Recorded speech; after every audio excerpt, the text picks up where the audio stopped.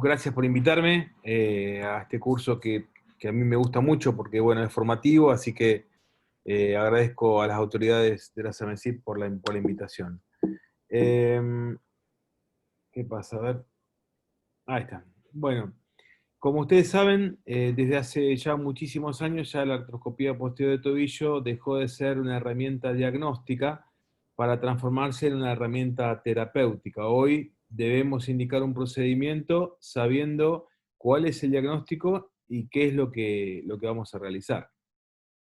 Existen indicaciones clásicas para la artroscopía posterior de tobillo, como un ostrígunum o un proceso posterior del astrágalo, pero siempre sintomáticos, no un hallazgo por estudio complementario, tenosynovitis del flexor propio del hallux, artrosis subtalar, tibio-talar, remoción de cuerpos libres, fracturas del proceso posterior del astrágalo, como vamos a ver después, la fractura de Scheffer o la fractura de Sedel, y todo lo concerniente a la calcañoplastia y a la enfermedad de Haglund.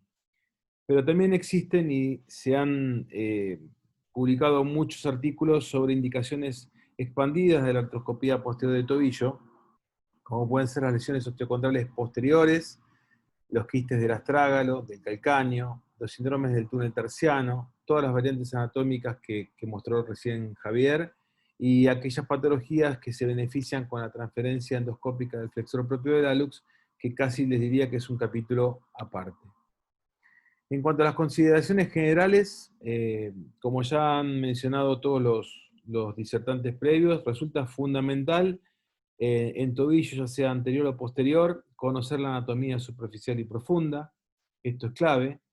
Debemos conocer la técnica artroscópica básica, la técnica de dos portales para resolver la patología básica, y también las variantes técnicas para poder resolver otras patologías como ya han sido mostradas, como las reparaciones ligamentarias, la transferencia posterior, transferencia del flexor propio del hallux, y conocer también las patologías que involucran a la región. A mí me pasó que fui descubriendo muchas de estas patologías en la medida que iba haciendo artroscopía posterior de tobillo.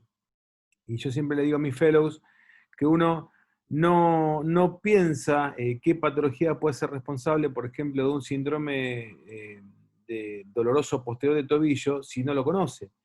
Entonces, en la medida que yo fui haciendo artroscopía posterior de tobillo, fui descubriendo patologías que en otros lugares ya habían sido publicadas y habían sido escritas por grandes autores como Nick Van Dyke. Y bueno, la verdad que lo más importante es no conocemos, no vamos a buscar aquello que no conocemos. Así que la idea es leer, porque muchas de estas patologías son de fácil tratamiento artroscópico por vía anterior o por vía posterior. No existe un síndrome de fricción posterior del tobillo sin un test de hiperflexión plantar positivo. Y ojo, que cuando esta maniobra se efectúa con el paciente en decúbito ventral, tenemos que preguntar a dónde duele. Si le duele a nivel posterior, entonces realmente donde están las flechas rojas, confirmamos que es un síndrome doloroso posterior, un síndrome de flexión plantar positivo, o si le duele anterior, porque muchos pacientes, por tracción de la cápsula, dicen, ay, me duele, pero en realidad lo que les duele es la cápsula anterior. Como ya fue mostrado anteriormente, la anatomía es fundamental. Nosotros tenemos este tendón que está a la izquierda de la pantalla, que es el tendón del flexor propio del hallux. No sé si se escucha bien, ¿me están escuchando? Sí, se escucha Perfecto, perfecto, Jorge. doctor. Perfecto, perfecto. ¿La flechita la ven, la que yo marco o no? Sí, se ve perfecto. Bien. Esto está medial y hacia el lateral nosotros tenemos un área de trabajo muy grande, que es dentro de la cual nosotros debemos trabajar con el artroscopio y con el instrumental. Sabiendo que si nos movemos a medial del tendón del flexor propio del hallux, lo más probable es que lastimemos el paquete vasculonervioso tibial posterior.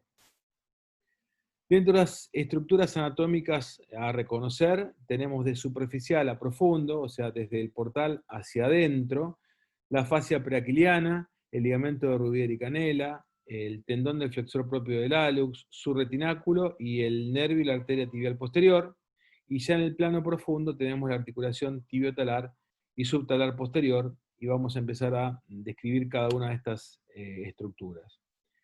La fascia preaquiliana es una estructura presente en el 100% de los seres humanos, que tiene múltiples inserciones en el calcáneo, en el astrágalo, forma parte de la corredera de los peroneos, se inserta en el espacio de Käger, en las fibras de Käger también, así que es una estructura muy, muy amplia, y es la primera que tenemos que resecar, dado que en este punto, si no resecamos esta fascia preaquiliana, no vamos a poder efectuar la artroscopía posterior de tobillo.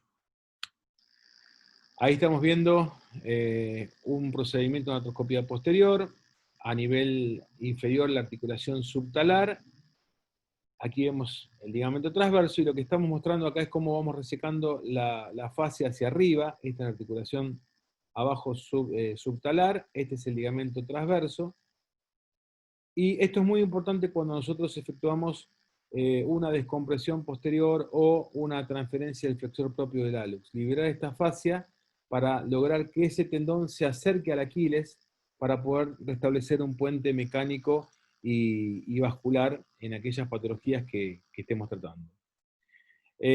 Más imágenes de este ligamento. Una vez que lo resecamos, llegamos a ver el tendón del flexor propio del hallux a nivel medial, como dije anteriormente, y su retináculo, que lo que debemos hacer es, cualquiera sea el procedimiento por el cual indicamos la artroscopía posterior, debemos efectuar una resección de este retináculo, puesto que estamos ahí, lo tenemos enfrente, muchas veces liberando este retináculo evitamos el día de mañana tener una tenosinovitis del flexor propio del hallux.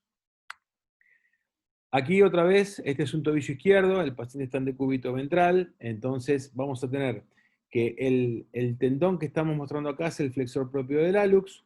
Esto es lateral, a medial tenemos el nervio, y si sacamos el nervio, atrás del nervio tenemos la arteria. Entonces, lo más importante de este slide es no trabajar sobre el sector medial del tendón. Acá volvemos a ver otro paciente, en este caso es un tobillo derecho, en donde el nervio va a estar a medial, la arteria va a estar detrás del nervio, y nuestra área de trabajo va a ser lateral al tendón del flexor propio del hallux. Esa, digamos, que es la zona de seguridad en la cual nosotros podemos trabajar con confianza y no lesionar ninguna estructura. Este slide lo mostró Javier, es un trabajo que presentamos juntos, en donde el nervio tibial posterior se divide en los pacientes a distintas alturas, y tenemos que tener claro que muchas veces no vamos a encontrar un nervio, sino que vamos a encontrar los dos nervios plantares ya divididos, y entonces vamos a encontrar 5 estructuras: el tendón del flexor propio del hallux, el nervio plantar medial, lateral, el flexor común de los dedos y el tendón del tibial posterior. Aquí ya entramos dentro del plano articular, en donde tenemos las variantes óseas. Tenemos una cola del astrágalo normal, articulación subtalar, articulación tibiotalar, tendón del flexor propio del hallux, una cola del astrágalo prominente. Comparen esta cola con esta otra y van a ver que es mucho más prominente la que está en el medio, y un ostrigunum que en realidad tiene movilidad y puede ser causa de dolor. La primera nota y publicación de Nick Van Dyke acerca de la descripción técnica de la artroscopía posterior no es esta, sino que data del año 1997. Esta es una nota técnica que fue publicada en el 2000, en donde ya muestra claramente la posición de los portales. Y posteriormente tuvimos el privilegio de, en el año 2017, participar junto a Nick del State of the Art del Posterior Ankle Arthroscopy, que fue publicado en el Journal of Isacos, en donde muestra claramente la técnica, donde el primer portal que debemos realizar es el posterolateral, porque es un portal seguro. Recuerden que el nervio y la arteria están a nivel medial, y posteriormente esta introducción se hace en dirección al primer espacio digital entre el primero y el segundo dedo. El segundo portal que realizamos es el portal posteromedial en dirección al trocar, y una vez que tocamos el trocar, bajamos hacia la punta del trocar, y ahí vamos a poder visualizar el shaver retirando 5 milímetros el trocar hacia arriba. y ahí podemos resolver todas los síndromes friccionales, por ejemplo, posteriores, que sería una de las indicaciones básicas de este procedimiento. Cuando nosotros labramos los portales, tenemos que trazar algunas líneas imaginarias, por ejemplo, una línea que pase por el tip de ambos maléolos, y una línea que pase por el borde del tendón de Aquiles, y en esta intersección nosotros deberíamos efectuar tanto el portal posterolateral como el portal posteromedial. Este es un dibujo que está en nuestro libro, en donde el diseño de este dibujo está hecho por la esposa de Javier Del Vecchio, a quien agradecemos, en donde muestran los dos portales y lo que les mencionaba antes, el portal posterolateral, y cómo con el shaver tocamos el portal, bajamos hacia la punta y posteriormente ya efectuamos el procedimiento endoscópico. Acá lo podemos ver en un paciente, marcamos el tip, marcamos el tendón de Aquiles, marcamos el tip de los peroneos también, y posteriormente efectuamos el portal en dirección al primer espacio interdigital, y ya les muestro entonces algunos de los procedimientos con algunas de las patologías para poder tratarlas. Lo primero que quiero mencionar es que el proceso posterior, el astrágalo tiene dos procesos posteriores, el posteromedial y el posterolateral. Sinceramente a mí me llevó algunos años conocer que cada uno podía tener su propia patología, y bueno, por eso les decía, e insisto con lo mismo, uno no trata lo que no conoce, uno no va a resolver lo que no sabe que existe. Por eso es importante leer, por eso es importante con toda la bibliografía que hay hoy en día, saber qué patologías pueden involucrar la región posterior del tobillo para poder clasificarlas con nombre y apellido y no decir tiene un síndrome friccional posterior, porque dentro de la palabra síndrome friccional posterior yo tengo no menos de 15 patologías. Entonces, cuando en el año 2004 pedíamos la autorización para hacer una artroscopía posterior del tobillo y el diagnóstico era síndrome friccional posterior, hoy ya no lo hacemos, hoy lo que ponemos es artroscopía posterior del tobillo, fractura del proceso posteromedial, fractura de Scheffer, ostrigonum, tenosinovitis del flexor propio de Hallux, y así con todas las patologías. Entre estos dos procesos óseos transcurre por aquí el tendón del flexor propio del hallux. Entonces, si nosotros tenemos una fractura de este proceso posteromedial, seguramente vamos a tener compromiso del nervio, del tendón del tibial posterior, porque este fragmento va a rozarlo y lo va a deshilachar. Y si nosotros tenemos una fractura del proceso posterolateral, que se denomina fractura de Scheffer, seguramente este paciente va a tener un síndrome friccional posterior en la compresión al realizar la flexión plantar entre la tibia y el calcáneo. Vamos a empezar a mostrar algunos de ellos. El ostrigonum. No hay mecanismo traumático previo, es un hueso que el ostrigonum está presente casi en el 25% de la población. En un 15% de estos pacientes es asintomático, y hay otros pacientes que en algún momento, por alguna causa, comienzan a ser sintomáticos, tienen un test de flexión plantar positivo y hay que resecarlos. Y la mejor forma, creo, de resecarla es siendo mínimamente invasivos. Entonces lo que debemos hacer es dos cosas muy puntuales. A nivel medial, cortar el retináculo del tendón del flexor propio del hallux, y a nivel lateral, acá son dos tobillos derechos, así que bueno, discúlpenme, a nivel lateral cortar la expansión aponeurótica del ligamento talofibular posterior, este es un tobillo izquierdo, perdón, no dije nada, para poder dejar libre el ostrigonum y resecarlo. Si es una cola del astrágalo, si es un ostrigonum, el procedimiento es el mismo. Y después, si ustedes no toman el recaudo de liberar estas expansiones aponeuróticas, van a tener que hacer una maniobra de tirabuzón para poder resecar el fragmento. La otra forma de resecar, por ejemplo, un ostrigonum es con shaver, pero no lo sugiero porque como el ostrigonum tiene movilidad y algunos son hipermóviles, cuando ustedes apoyen el burr, se les va a mover para todos lados, probablemente el burr golpee la óptica y les rompa la óptica. El otro tema importante con respecto al ostrigonum es resecarlo completamente, porque, perdón, disculpen, no sé qué toqué, porque muchas veces ocurre de que lo sacamos parcialmente y si no lo chequeamos artroscópicamente, cuando nosotros hagamos la radiografía vamos a encontrarnos con que dejamos la mitad de este ostrigonum, y lo peor de todo es que probablemente este paciente continúe con un síndrome friccional posterior. Miren este ostrigonum tan prominente, como destrozó prácticamente la articulación subtalar, porque parte de este ostrigonum, como ven acá, migró hacia adentro de la articulación y erosionó todo el cartílago. Esto no es una degeneración de unos días, sino que este paciente llevaba varios meses o años incluso con este ostrigonum prominente y bueno, fragmentado, ¿no?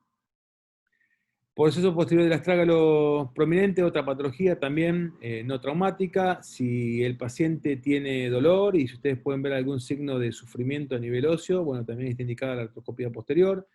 Lo mismo que mostré antes, no lo voy a mencionar, cortar la inserción del ligamento talofibular posterior, cortar el retináculo y resecar el proceso posterior con escoplo, porque aquí lo tenemos bien, es parte del astrágalo.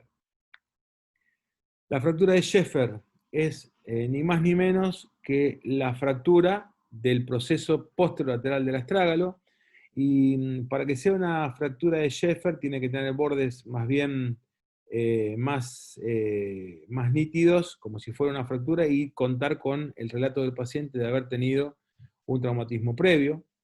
La fractura de Sedel es la fractura del proceso posteromedial del astrágalo. Necesita que haya un traumatismo previo, eso es fundamental, y es fundamental también el alto índice de sospecha por parte del especialista.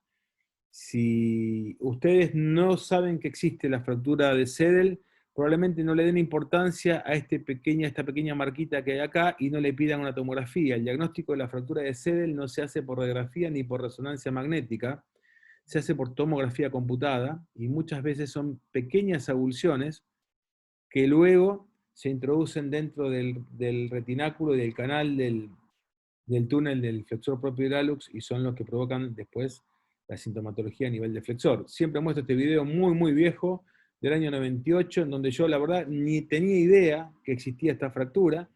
Yo le hago a este paciente una artroscopía posterior por un síndrome friccional posterior, y lo que tenía, digo, uy, mirá cómo se debridó, cómo está el tendón de flexor propio del hallux. Claro, lo que tenía era un fragmento, secuela de la fractura de Sedel, que entraba dentro de la vaina e iba erosionando el tendón, y por eso el paciente tenía un síndrome friccional posterior con test de hiperflexión plantar positivo y con dolor también a la flexión del hallux. Así que es muy importante el índice de sospecha.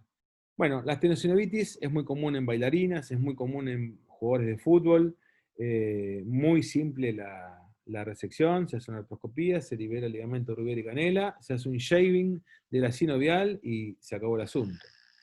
La hipertrofia del retináculo medial del tendón del flexor propio del hallux es otra patología importante, sobre todo en pacientes que tienen un vientre muscular muy bajo, razón por la cual cuando este vientre entra dentro de un retináculo muy tenso, muy hipertrófico, bueno, provoca dolor y vamos a tener también un síndrome friccional posterior con dolor también a la flexión y extensión del hallux. Ahí estamos viendo ya metiéndonos en el retináculo del flexor. El rol del ligamento intermayoral posterior resulta fundamental en la artroscopía posterior de tobillos, esta estructura que estamos viendo acá, que nosotros también la resecamos de rutina, cualquiera sea el procedimiento artroscópico posterior que estamos haciendo, porque muchas veces, como ya mostró el doctor Rosenberg en 1993, este ligamento se rompe, se deshilacha, en la flexión plantar se coloca en la articulación tibio-talar y provoca dolor, sobre todo en bailarinas y en jugadores de fútbol. Entonces, la importancia que tiene este ligamento intermayolar posterior son en la resección de estos síndromes posteriores en bailarinas y para poder abordar las lesiones osteocondrales posteriores del tobillo. Un tercer ligamento de la región posterior del tobillo que resulta muy importante conocer es el ligamento transverso. Es un ligamento, digamos, profundo, tiene dos fascículos, superficial y profundo, y muchas veces cuando hay un mecanismo de flexión plantar e inversión, y ustedes vean esta imagen de edema a nivel del maléolo posterior, piensen que puede estar lesionado el labrum o el ligamento transverso. Esto también lo publicamos con Javier. Este es un paciente que había arrancado el labrum porque tiró del ligamento transverso. Esta es la imagen artroscópica. La calidad del video no es buena porque debe tener fácil 7, 8 años este paciente. Ahí estamos viendo cómo el ligamento estaba cubierto por sinovial, había arrancado el labrum, así que lo que hicimos fue, bueno, despegar ese labrum y hacerle microfracturas. Quistes óseos del astrágalo, se puede rellenar fácilmente con cualquier sistema de trasplante osteocondral. Quistes óseos del calcáneo pueden ser rellenados con chips óseos. Esta es la articulación subtalar. Aquí estamos viendo el quiste por debajo de la articulación subtalar. Por supuesto que tienen que ser quistes sintomáticos, ¿no? No lo dije, pero queda claro. Este tipo de quistes, si no duelen, no los toco. Hacemos una ventana a nivel por debajo de la articulación subtalar y a través de esta ventana cureteamos todo el defecto y lo rellenamos con chips óseos. El otro tema que tenemos que tocar también son las lesiones osteocondrales posteriores del astrágalo. Ahí nuestro amigo Stephen Reiking en el año 2007 publicó un trabajo fantástico en donde él coloca una grilla sobre la superficie del astrágalo y de anterior a posterior y de medial a lateral clasifica esta superficie en 9 cuadrantes, de los cuales los cuadrantes 7, 8 y 9 nosotros creemos que son estrictamente para abordarlos por vía artroscópica posterior, y los cuadrantes de 1 a 6 recomendaríamos un abordaje anterior.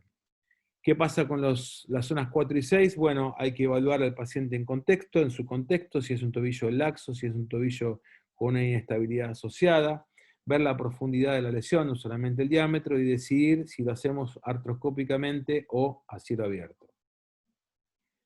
También publicamos este trabajo con Nick Van Dyke y Javier en el Journal of Isacos.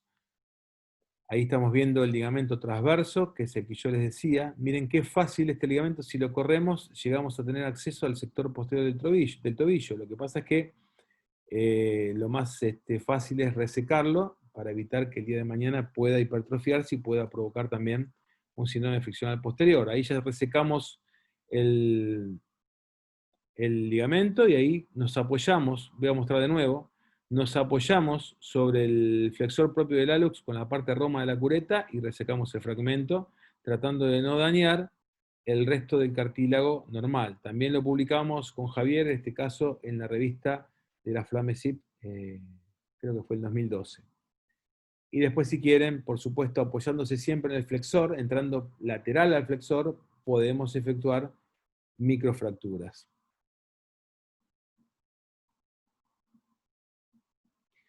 Bien, el otro capítulo es las artrodesis. La artrodesis tibiotalar por vía posterior es una técnica ampliamente utilizada que fue descrita por Nick Van Dyke.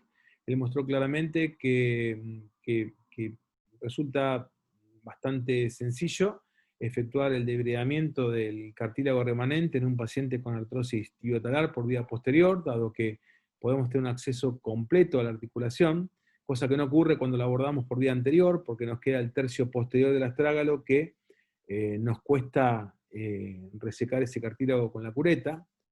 Estos son pacientes nuestros que efectuamos una artrodesis. Lo importante es resecar el cartílago, efectuar microfracturas y utilizar el escoplo en vez de plano, vertical, cosa de formarles como rieles a la superficie ósea del hueso para que esto sangre y se cicatrice mejor.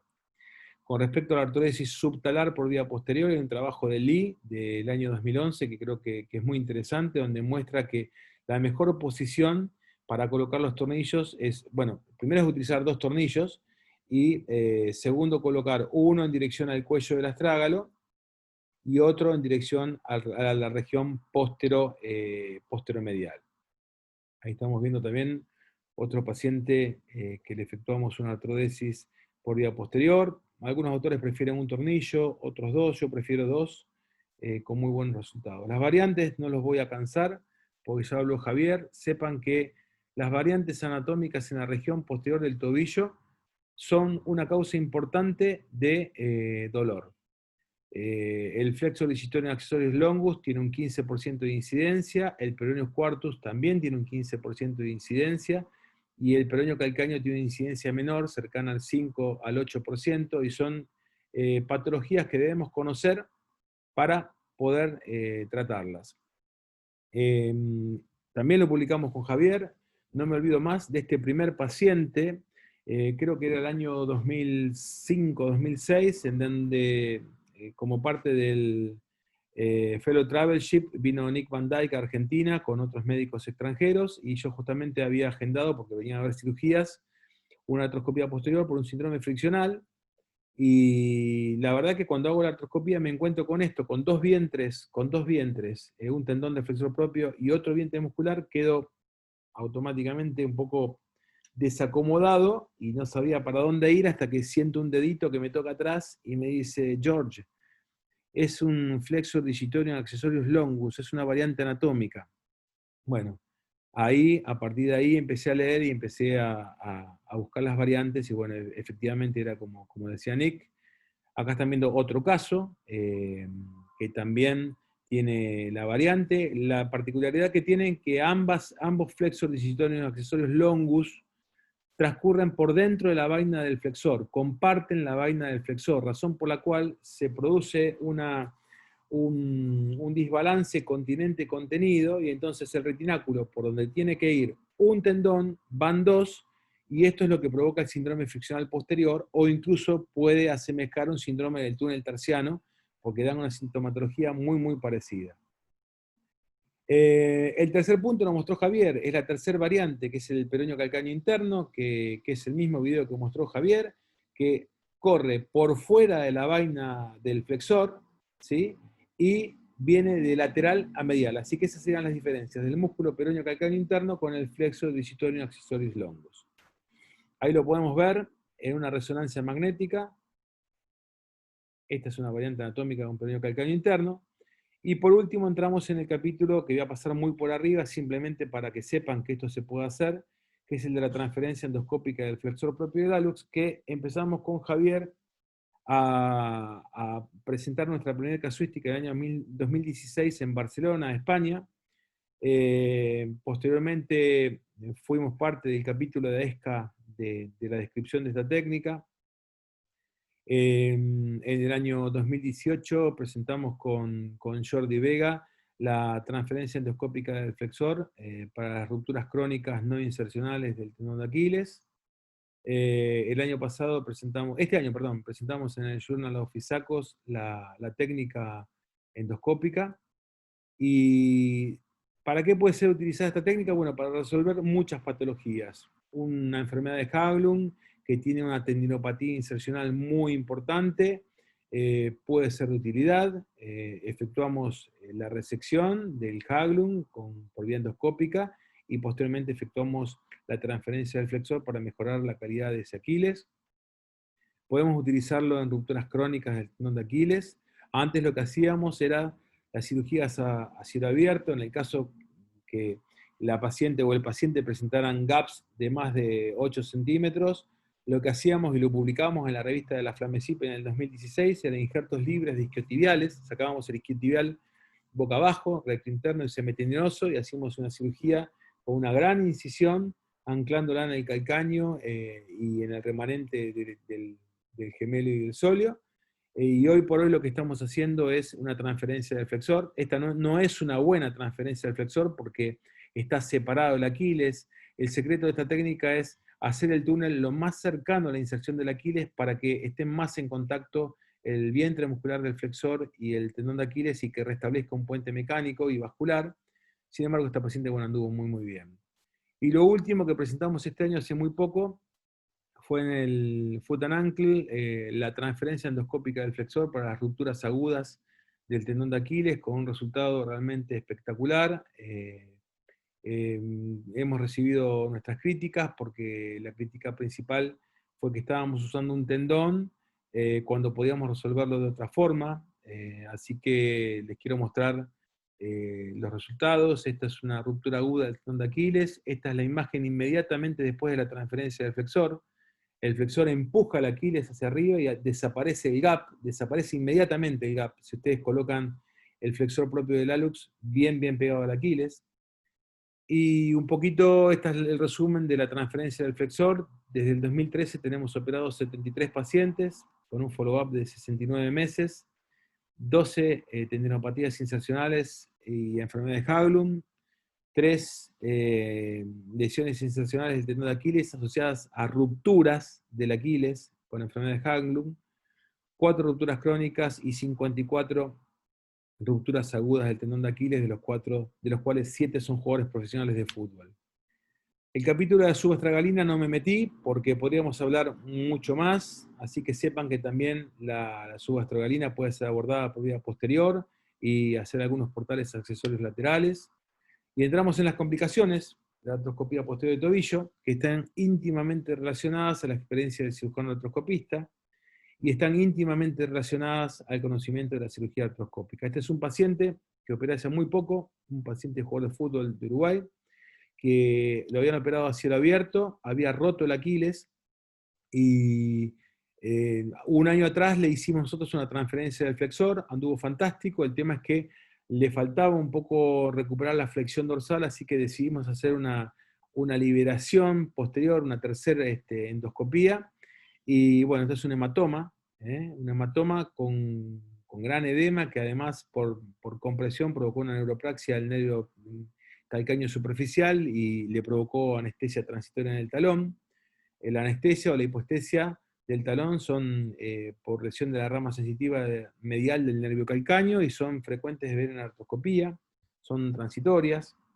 Puede haber entumecimiento plantar, puede haber resistencias en el territorio del nervio sural si hacemos los portales muy laterales, equimosis, como les mostré, fístulas, y toda fístula es una infección en potencia hasta que no se demuestre lo contrario, razón por la cual los portales en artroscopía de tobillo anterior y posterior no deben ser quitados los puntos hasta después de los 20 o 21 días. Esta es la complicación más temida. Esto es una demostración mía en el curso cadavérico del año 2017, en donde yo corté el tendón para que se dieran cuenta dónde no había que trabajar. Esta es una imagen en un cadáver, pero miren que si les ocurre, ojalá que nunca les pase, lo van a ver claramente porque se ven todos los axones. Estas son queloides producto del vendaje. Este paciente tenía una artroscopía posterior, acá ven los portales, un vendaje muy apretado, provocó un queloide anterior.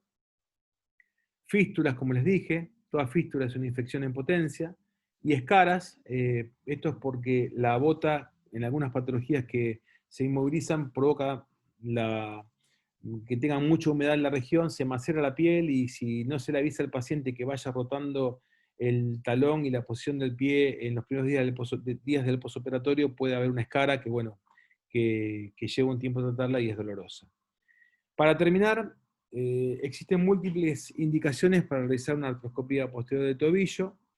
Conocer las patologías que involucran la región resulta fundamental para que ustedes puedan llevar a cabo este procedimiento y que puedan tratar la patología. Y la artroscopía de tobillo no es, hago 2 incisiones y coloco el trocar, coloco el palpador y el shaver y hago la artroscopía. La artroscopía de tobillo anterior y posterior, o lo mismo que las reparaciones ligamentarias, son cirugías protocolizadas, sistematizadas, y que si uno respeta paso por paso lo que hay que hacer, son cirugías en donde realmente tienen muy pocas complicaciones, como mostró mi amigo Massa. Así que el mensaje que nos dejó Pogolano, y que, bueno, que esto es muy importante, es conocer exhaustivamente la anatomía superficial y profunda del tobillo para evitar provocar lesiones iatrogénicas. Esto lo menciono porque fue motivo de un enojo de Poe hacia Nick, cuando en uno de los trabajos que publica Nick hace hincapié fundamentalmente en la técnica quirúrgica y deja un poco de lado la anatomía, entonces eso le valió a Poe hacer una carta al editor y bueno, hacer que Nick tuviera que escribir diciendo que sí, que realmente el conocimiento de anatomía superficial y profunda resultaba fundamental para evitar lesiones iatrogénicas. Todo esto que vieron lo pueden encontrar en el libro también, y paso un chivo, si me deja la SAMESIP, este viernes tenemos el Ateneo de nuestro centro, que el doctor Lucas Logioco, junto con los expertos Javier Del Vecchio y Germán Joanas, van a hablar de artroscopía y sindesmosis, así que están todos invitados. Ahí tienen el ID con el código de acceso para entrar a la reunión, y agradecerles una vez más por invitarme a participar del curso.